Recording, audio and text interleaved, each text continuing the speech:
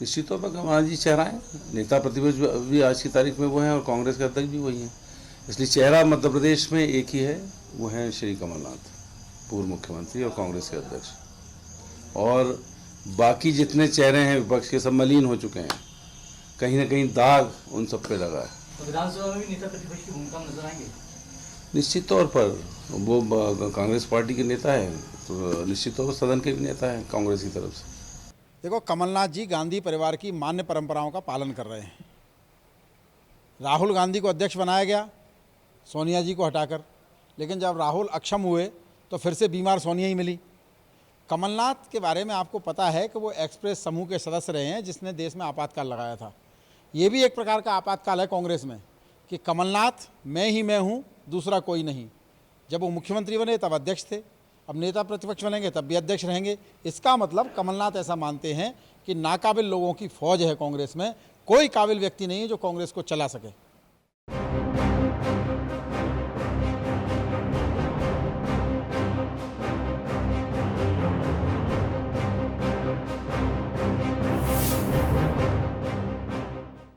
नमस्कार, मैं हूं शरद द्विवेदी और हमारा आज का मुद्दा है नाथ ही नेता। बीजेपी का हमला आपने देखा कि बीजेपी किस तरह आरोप लगा रही है कि कांग्रेस में पदों पर बने रहने की पुरानी परंपरा है, और उसका ये भी आरोप है कि कमलनाथ जी भी उसी परंपरा को आगे बढ़ा रहे हैं। यानी वो प्रदेश अध्यक्ष भी बने रहेंगे और नेता प्रतिपक्ष की जिम्मेदारी अगर वो संभालते हैं। अभी ये स्पष्ट नहीं है ना कोई, लेकिन संकेत ऐसे हैं कि नेता प्रतिपक्ष की जिम्मेदारी निभाने के लिए अभिरुचि रखते हैं कमलनाथ जी। बीजेपी की अगर हम बात करें तो बीजेपी में ये प्रक्रिया आप कह सकते हैं कि संगठन के स्तर पर चलती है। हालांकि कई बार वहाँ भी आरोप लगते हैं कि अध्यक्ष वही जो, अगर रूलिंग पार्टी उस राज्य में बीजेपी है तो ये कहा जाता है कि अध्यक्ष वही जो मुख्यमंत्री के मन भाए। लेकिन हमने देखा है कि बीजेपी कई बार चौंकाती भी है। 2010 के आसपास भी चौंकाया था बीजेपी ने, जब तत्कालीन प्रदेश अध्यक्ष बीजेपी के प्रभात झा का टेन्योर लगभग तय माना जा रहा था, लेकिन उनको नहीं मिला। और रिसेंटली जब वीडी शर्मा साहब बने बीजेपी के प्रदेश अध्यक्ष, तो तब भी ये माना गया कि ये एक बड़ा फैसला है, क्योंकि वीडी शर्मा उन नेताओं में से हैं जिन्हें मध्य प्रदेश में तीसरी पीढ़ी के नेता के तौर पर बीजेपी में देखा जाता है। बीजेपी इस तरह के परिवर्तन करती है और ये बताते हैं कि बीजेपी संगठन की शक्ति से चलती है। लेकिन क्या कांग्रेस के पास कमलनाथ के अलावा कोई बेहतर विकल्प प्रदेश अध्यक्ष का है?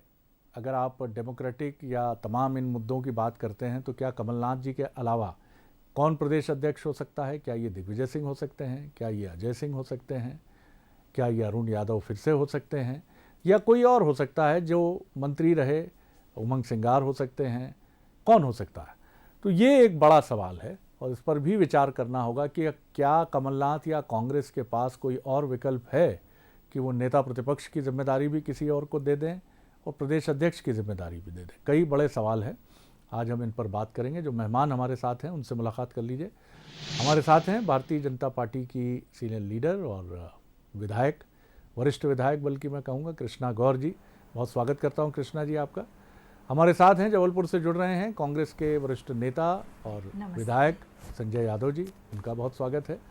और भोपाल से हमारे साथ हैं वरिष्ठ पत्रकार और राजनीतिक विश्लेषक प्रभु पटेरिया जी, उनका भी मैं स्वागत करता हूँ। नमस्कार पटेल साहब, क्या विकल्प है कांग्रेस के पास? बीजेपी भले ही इसमें परंपरा देखे, इसमें पद पर बने रहने की तथाकथित प्रवृत्ति देखे, कांग्रेस की पुरानी कांग्रेस की परंपराओं से जोड़कर देखे, लेकिन क्या आप देखते हैं कि अगर मध्य प्रदेश में मान लीजिए कि नेता प्रतिपक्ष होने जा ही रहे हैं कमलनाथ जी, तो क्या प्रदेश अध्यक्ष का पद किसी और को देने का जोखिम उठाया जा सकता है? देखिए शरद जी, अभी जो आपने पैकेज दिखाया उसमें पीसी शर्मा जी जो कह रहे थे, पीसी शर्मा जी मूलतः दिग्विजय सिंह खेमे के व्यक्ति माने जाते हैं, समर्थक दिग्विजय सिंह के। उनने जो बात कही है वो मूल सारी चीजों का जवाब उन्होंने दे दिया है कि कांग्रेस में कमलनाथ के अलावा जितने भी चेहरे हैं वो मलिन हो चुके हैं, दागी हो चुके हैं। ये पीसी शर्मा जी ने कहा है। तो आप ये मान के चलिए कि मध्य प्रदेश कांग्रेस का पीसीसी चीफ की कुर्सी भी शायद कमलनाथ के पास ये भी रहने वाली है, क्योंकि उनको 24 सीटों के उपचुनाव जो हो रहे हैं उनमें ये दिखाई दे रहा है कि उनमें सत्ता उनको वापस मिल सकती है। तो कमलनाथ ना तो पार्टी की कमान अभी छोड़ने की तैयारी में है, और ना ही वो विधानसभा के अंदर भी वो जगह छोड़नी चाहते हैं। पहले नंबर की जो कुर्सी मिलती है विपक्ष और नेता प्रतिपक्ष की, वो भी वो छोड़ने को तैयार नजर नहीं आ रहा। शायद यही वजह कि अभी तक कांग्रेस दोनों पदों को लेकर कोई निर्णय नहीं कर लेकिन पाई। पटेल साहब, सवाल ये भी है कि सबसे बेहतर चेहरा कौन है? जैसे मध्य प्रदेश में जब चौथी बार कांग्रेस की, बीजेपी की माफ कीजिएगा, सरकार बनी, तो शिवराज जी को ही क्यों चुना गया? क्योंकि वो बेस्ट चेहरा थे, हर दृष्टि से वो श्रेष्ठ चेहरा माने गए, और ये मानने वाला बीजेपी का वो चतुर केंद्रीय नेतृत्व है जो ये निर्णय करता है। तो क्या इसके बरक्स आप कमलनाथ जी को देखते हैं?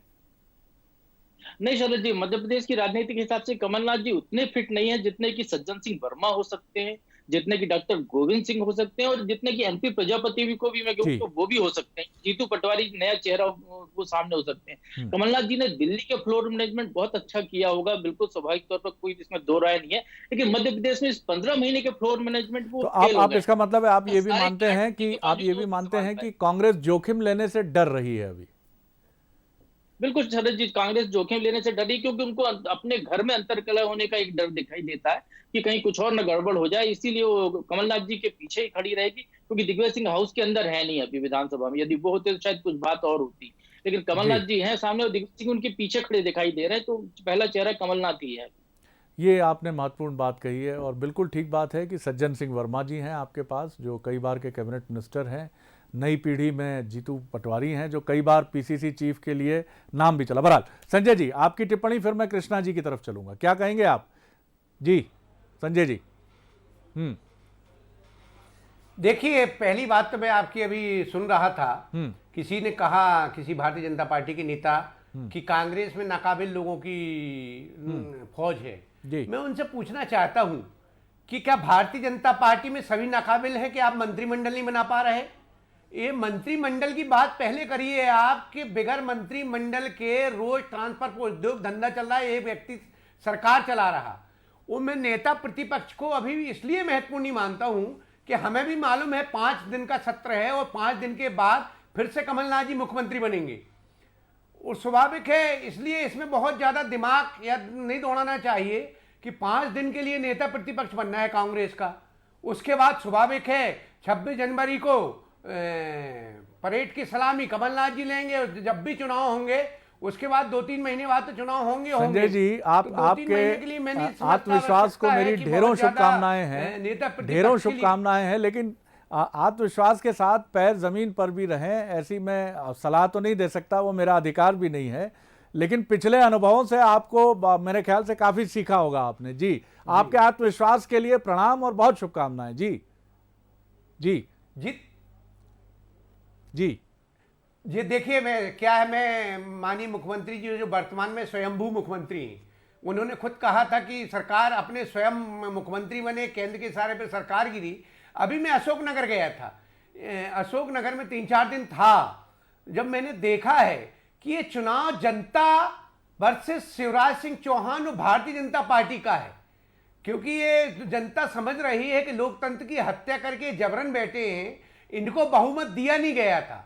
मेरी बहन कृष्णा गौर जी बैठी हैं, स्वाभाविक रूप से कृष्णा गौर जी इस परिवार से आती हैं जिस परिवार ने आदरणीय दादा स्वर्गीय बाबूलाल गौर जी ने इस प्रदेश को कुछ दिया है, लेकिन उनको बहुत जल्दी हटा दिया गया था। अब मैं चाहता हूं कि अगर मंत्रिमंडल बने तो कृष्णा गौर जी जैसे लोगों को प्रतिनिधित्व मिलना चाहिए, लेकिन भारतीय जनता पार्टी के पास योग्य लोगों की कमी है, और योग्यता तो लोगों को स्थान नहीं देना चाहती, क्योंकि वन मैन शो चाहती है। चलिए, भारतीय जनता पार्टी जो वन मैन शो चाहती है, मेरा बार बार कहना है कि नेता प्रतिपक्ष के मामले में या प्रदेश अध्यक्ष के मामले में ये सब कुछ चुनाव के बाद होना चाहिए। नेता प्रतिपक्ष अगर अभी 4 दिन के लिए बनाना है, अगर मंत्रिमंडल इनका पहले बन गया धोखे से, तो शायद हो सकता है कि इसी सत्र में सरकार पलट जाए।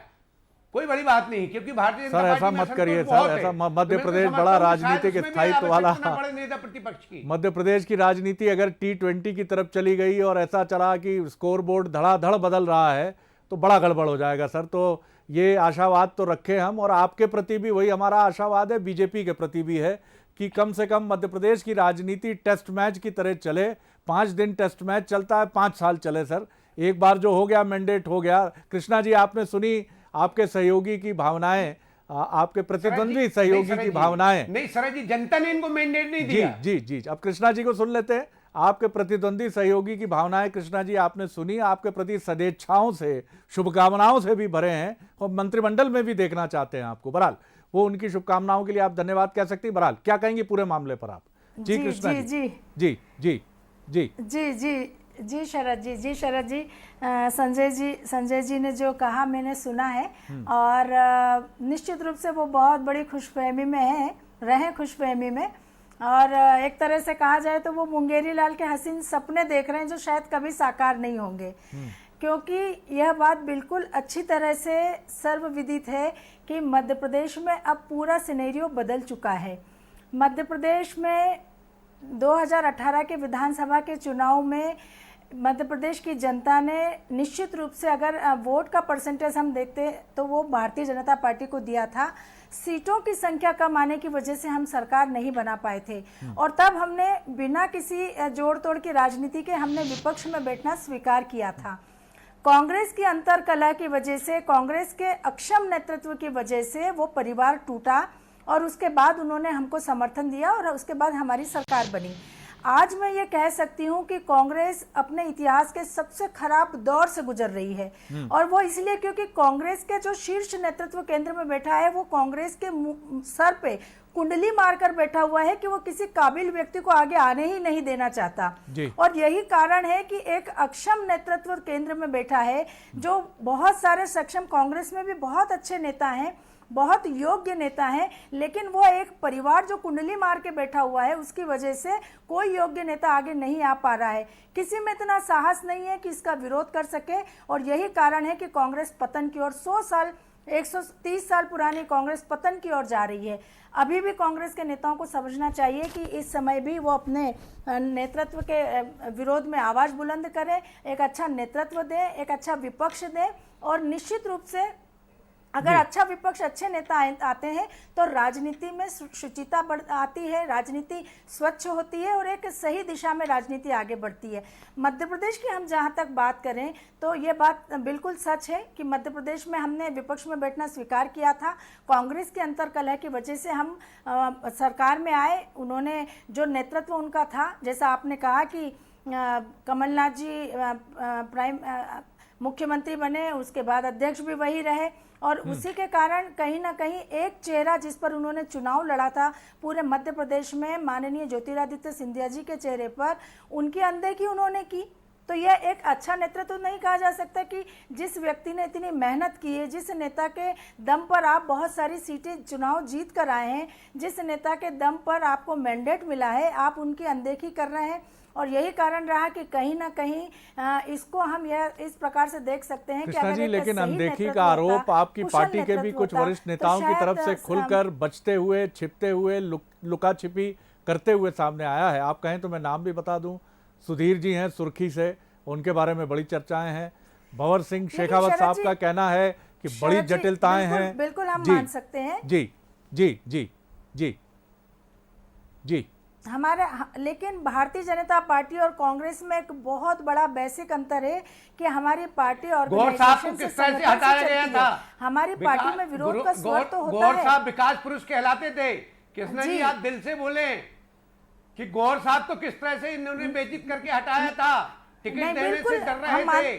गौर साहब का किस तरह सुन लीजिए, उनकी बात सुन लीजिए संजय जी, संजय जी बात सुन लीजिए। कुंडली मार के बहुत आप बहुत संजीदा राजनेता हैं, सुन लीजिए। आपने जो सवाल खड़ा किया वो कृष्णा जी ने बहुत गंभीरता से सुना है। जी जी देखिए जी जी, राजनीति में बहुत सारे फैसले होते हैं, बहुत सारी परिस्थितियां बनती है, लेकिन मैं ये मानती हूँ कि बाबूजी को इसी पार्टी ने सारे पदों पर नवाजा है, चाहे नेता प्रतिपक्ष हो, चाहे मंत्री पद हो, चाहे मुख्यमंत्री पद हो, हर पद बाबूजी को इसी पार्टी ने दिया था। भारतीय जनता पार्टी वास्तव में वह पार्टी है जो अपने कार्यकर्ताओं के कार्यों का आकलन करती है।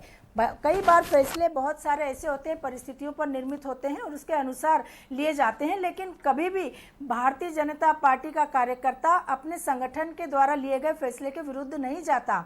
और आपने देखा भी होगा कि विरोध के स्वर हमारी पार्टी में भी कई बार उठते हैं, लेकिन संगठन का जो फैसला होता है उसके बाद सब फिर संगठन के साथ और पार्टी के फैसले के साथ खड़े हो जाते हैं, और आगे आने वाले समय में भी यही होगा। जी, इससे इनकार नहीं किया जा सकता कि अब आप शरद जी, आप विचार करिए कि इसी पार्टी ने शरद जी, आप मेरी एक बात कि इसी पार्टी ने बाबूजी को 10 बार टिकट दिया और 11वीं बार मुझे टिकट दिया। एक ही परिवार के व्यक्ति को 11 बार, एक ही परिवार में 11 बार। इसका मतलब पार्टी ने कार्यकर्ता के कार्य का सम्मान किया। और हम तो मानते हैं कि बहुत बड़ा ऋण इस पार्टी का हमारे ऊपर है। बाबूजी ने 10 बार चुनाव लड़ा, 10 बार जीता, 11वीं बार पार्टी ने उसी परिवार को फिर से टिकट दिया और हमने फिर चुनाव जीता।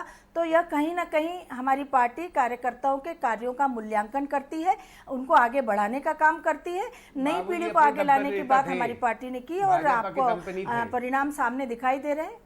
जी, पटेल साहब, ये राजनीतिक जो बहस है ये तो चलती ही रहेगी, अपनी जगह है, लेकिन ये ज़रूर है कि संगठन की दृष्टि से बीजेपी का जो एज है कि बाबूलाल गौर जैसे दिग्गज नेता भी, चाहे वो एज का फार्मूला हो, उम्र का फार्मूला हो, उनको जो भी कहा गया सरताज सिंह जी को और बाबूलाल गौर जी को, हालांकि दोनों नेताओं ने इसको लेकर खुलकर भी अपनी बात पार्टी के सामने भी रखी और खुलकर ये भी कहा कि इस निर्णय पर उनके मन में प्रश्न हैं।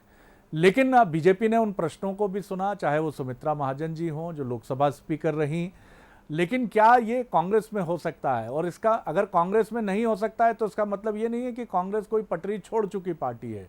ये दो राजनीतिक दलों की उस संस्कृति का अंतर है जो इनके उद्गम से चला आ रहा है। एक पार्टी किसी जंगली झरने की तरह अपने आनंद में बढ़ती है, जहां असलम शेर खां ये 3 साल पहले खम ठोक कर कहते हैं कि वैकल्पिक कांग्रेस बनानी होगी और उनके खिलाफ 1-1.5 साल तक कोई कार्रवाई नहीं होती। और बीजेपी में तो ये है कि आपने अगर कुछ कह दिया तो कितने बड़े दिग्गज नेता हैं, बलराज मधोक से लेकर आज तक एक श्रृंखला है कि इतिहास के किस पन्ने में वो चले जाते हैं किसी को नहीं मालूम। बहरहाल ये तो अतीत की बातें हुई। आप किस तरह देखते हैं इस लड़ाई को नेता प्रतिपक्ष के लिए? क्या आप मानते हैं ये कांग्रेस की अगर एक रणनीति है कि नेता प्रतिपक्ष का उपचुनाव के पहले कमलनाथ जी अपने पास ही रखें विधानसभा में ये पद, तो क्या आपको लगता है कि ये एक अच्छी रणनीति है? हाँ शरद जी, देखिए जब आप चुनाव लड़ने जाते हैं या कहीं पर भी कोई भी लड़ाई हो तो आपको बहुत मतलब एक नेतृत्व तो करता है, उसके साथ सेनापति के साथ कुछ और सिपह सलार होते हैं जिनको अलग अलग जिम्मेदारियां दी जाती हैं। तो यदि ऑल इन वन यदि कमलनाथ जी ही चलेंगे पूरे मामले को लेकर तो वही क्लैश होगा जो अभी तक होता आया है। हो सकता है कि बहुत सारे लोग जो आरोप लगाते पहले लगाए, कांग्रेस के लोगों ने आरोप लगाए जो छोड़कर चले गए कि उनको सुनने का समय नहीं देते थे, विधायकों से नहीं मिलते थे, हो सकता है ऐसी स्थिति फिर निर्मित हो जाए और वो सही फीडबैक उन तक ना आ पाए। तो इसके लिए बहुत जरूरी है कि उनको कम से कम नेता प्रतिपक्ष, यदि वो पीसीसी चीफ बने रहना चाहते हैं बने रहे, कोई दिक्कत की बात नहीं है। नेता प्रतिपक्ष यदि 5 दिन का सत्र है जिसकी जिम्मेदारी किसी और को दे सकते हैं, हाउस के अंदर की तैयारियां वो करें, वो अपनी चुनावी तैयारी करें। और सबसे बड़ा एक अंतर देखिए आपकी बीजेपी में नीचे काम शुरू हो गया है चुनाव को लेकर। शिवराज सिंह चौहान की सभाएं तय हो चुकी हैं, बीजेपी के नेता जा रहे हैं, डेरा डालकर बैठे हैं वहां पर। कांग्रेस में अभी कमलनाथ जी के दौरे तय नहीं हुए हैं कि उन चुनाव क्षेत्रों में वो जाएं। तो एक यहाँ पर एक फर्क दिखाई दे रहा है कांग्रेस और भारतीय जनता पार्टी की पूरी चुनावी तैयारियों में। जिस तरीके से बाबूलाल गौर जी की बात हुई तो कृष्णा गौर जी को याद होगा, गौर साहब खुद सुनाया करते थे, शरद जी आपको भी पता होगा 2003 में गौर साहब का टिकट कट रहा था, 3 बार गौर साहब 2008 में चुनाव लड़े। ये इस पार्टी का एक अपने आप में एक बड़प्पन है कि वो सामने वाले को सुनती भी है, उसकी तवज्जो भी देती है और जब जरूरत होती है तो उसको घर भी बैठाती है। अटल जी जैसा दिग्गज नेता, वहां प्रमोद महाजन कहते हैं कि मध्य प्रदेश से एक वरिष्ठ नेता आए हैं, जरा इनकी बात सुन लीजिए। और अटल जी अपने खास अंदाज में कहते हैं कि टिकट देंगे तो क्या जीत पाएंगे गौर साहब? और गौर साहब कहते हैं बिल्कुल आप दीजिए तो पिछली बार से ज़्यादा से जीतूंगा। तो ये एक लोकतंत्रिककरण तो है पार्टी में, और ये कांग्रेस में भी है। मैं बिल्कुल नहीं कहूँगा कि कांग्रेस में नहीं है। यहाँ भी राहुल गांधी साहब के सामने जो कुछ कह दिया जाता है, भले ही वो सामने ना आए, लेकिन हम ये खबर अंदर खाने से कांग्रेस के भी आती है कि ये चीज़ें। संजय जी, बड़ा सवाल ये है कि ये सारी चीज़ें क्योंकि बंद मुट्ठी लाख की खुली तो खाक की, कांग्रेस में कमलनाथ जी और उनकी टीम शायद ये मानती है कि जिस तरह 2018 का नेतृत्व कांग्रेस में कमलनाथ जी ने किया, और सिंधिया जी ठीक है तब साथ रहे और उसका फ़ायदा भी हुआ, अब नहीं है, तो ये बंद मुट्ठी और महत्वपूर्ण है कमलनाथ जी की। और इस बंद मुट्ठी को बंद रखने का एक ही तरीका है कि कम से कम उपचुनावों तक सारी शक्ति कांग्रेस की कमलनाथ जी में ही निहित रहे तो बेहतर होगा। आप क्या कहना चाहेंगे इस पर? देखिए, बिल्कुल शरद जी, आपकी बात से मैं सहमत हूँ। मैं अभी आपने बात कही कि भारतीय जनता पार्टी में संगठन है। अभी ये एक क्रॉस वोट हुआ, जाटव जी ने किया, क्या कार्रवाई की भारतीय जनता पार्टी ने? इसके पहले शरद कोल नारायण त्रिपाठी जी माफीनामा ने तो लिया कांग्रेस के सर, पक्ष में मतदान जी, किया था जी, तब भारतीय जनता पार्टी ने क्या कार्रवाई की? जी, अगर जी, नहीं, भारतीय जनता पार्टी को अगर इतना अपने आप में वो है तो ये 3 विधायकों को निकाल के बताए ना, लेकिन क्यों नहीं निकालेगी? आप ले लेंगे क्योंकि तुरंत। सत्ता के लिए छटपटाहट है। जहां जी। तक गौर साहब की बात मैं करना चाहता हूं, गौर साहब तो ऐसे नेतृत्व थे, जी, गौर साहब इतने बड़े कद थे और इतने बड़ा नेता थे जी, कि गौर साहब को टिकट की परवाह नहीं रहती रही। भारतीय जनता पार्टी खुद जाकर उनको टिकट देती रही कि वो अपने दम पर नेता थे गौर साहब। और गौर साहब को इस बार तो टिकट दी नहीं थी, और अगर गौर साहब धमकी ना देते तो कृष्णा बहन को भी टिकट ना मिलती। मैं आपको बात बता दे रहा हूं। जहां तक बात है चुनाव की तैयारी की, तो उनकी तैयारी स्वाभाविक है, दिखती ज्यादा है और हवा ज्यादा बनाते हैं। लेकिन जब मैं गया और मैंने देखा, मैं खुद होके आया और हमारे लोग भी, हम लोग तो माइक्रो लेवल पे काम कर रहे हैं, और जनता की एक भावना कमलनाथ जी के प्रति है और सिंधिया के प्रति आक्रोश है। जो वहां का छोटा कार्यकर्ता है, जो आज तक अपने आप को गुलाम समझता रहा महल का, वो आजाद हुआ है। वो छोटा कार्यकर्ता जिसको कभी मौका नहीं मिलता था, सिर्फ महल का जो आदेश होता रहा वही होता रहा, वो आज छोटा सा अगर कोई पार्षद के टिकट दिलवा दे किसी को तो सीधे जनपद से फोन आ जाता रहा है।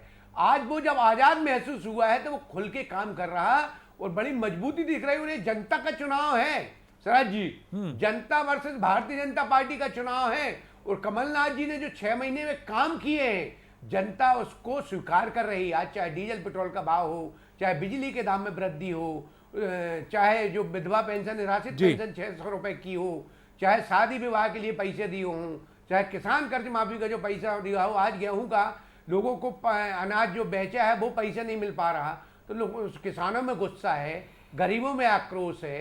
एक आक्रोश जो फूटेगा जनता में, तो वो आपको रिजल्ट के बाद सामने दिख जाएगा। फिर आप बात करना संगठन की कि भारतीय जनता पार्टी का ज्यादा संगठन मजबूत है कि कमलनाथ जी जैसा नेतृत्व मजबूत है, तो आपको आने वाले समय में दिख जाएगा सर। चलिए कुछ सेकंड है मेरे पास। कृष्णा जी, अगर आप कुछ जोड़ना चाहें, 30 सेकंड है मेरे पास, आप बहुत संक्षेप में जी अपनी बात कह लीजिए। जी शरद जी, मैं निश्चित रूप से ये कहना चाहूँगी कि जो 24 स्थानों पर उपचुनाव होने वाले हैं, यहाँ पर 100% भारतीय जनता पार्टी की विजय होगी।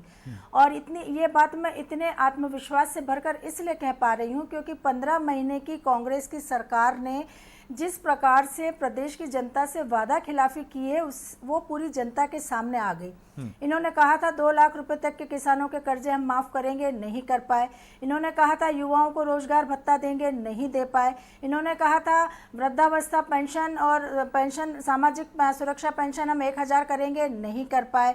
1000 गौशालाएं खोलेंगे, नहीं कर पाए। ऐसे अनेक वादे इन्होंने जो किए थे, वो सारे वादे खोखले साबित हुए। और यही कारण रहा कि पूरे प्रदेश की जनता में आक्रोश था। समय समय पर हमें दिखाई दे रहा था जनता का आक्रोश। सिर्फ एक काम इनकी सरकार में हो रहा था और वो था ट्रांसफर उद्योग का। वल्लभ भवन दलालों का अड्डा बन गया था, कोई काम नहीं हो रहा था। इस वजह से जनता बहुत नाराज थी और आप देखिएगा इसका परिणाम हमको उपचुनाव में देखने को मिलेगा। तो मैं आत्मविश्वास से भरकर ये कह सकती हूँ कि शिवराज सिंह जी चौहान के नेतृत्व में भारतीय जनता पार्टी की बहुत अच्छी जो दावा कर रही है वो दावे 24 कैरेट खरे साबित होते हैं, या कांग्रेस जो बात कह रही है वो कसौटी पर खरी साबित होती है। इन दोनों ही दावों की परीक्षा जनता जनार्दन रूपी कसौटी पर होगी। और अब मुझे लगता है कि 3-4 महीने का ही मसला और है। मानसून के बाद एक परीक्षा मध्य प्रदेश में और दोनों ही दलों की होनी है। और ये बहुत महत्वपूर्ण परीक्षा है, क्योंकि इसके बाद फिर 2023 पर हम सबकी निगाहें होंगी। लेकिन बेहद महत्वपूर्ण परीक्षा है, क्योंकि जिस तरह के अभूतपूर्व राजनीतिक घटनाक्रम का मध्य प्रदेश साक्षी बना है, उसके बाद ये उपचुनाव, हम ये बात बार बार कहते हैं कि इनका परिणाम और इनका प्रभाव किसी भी मायने में मध्य प्रदेश के विधानसभा के आम चुनाव से कम किसी रूप में नहीं है। बहुत धन्यवाद कृष्णा जी, धन्यवाद प्रभु पटेरिया साहब, और बहुत धन्यवाद संजय जी आपका। नमस्कार।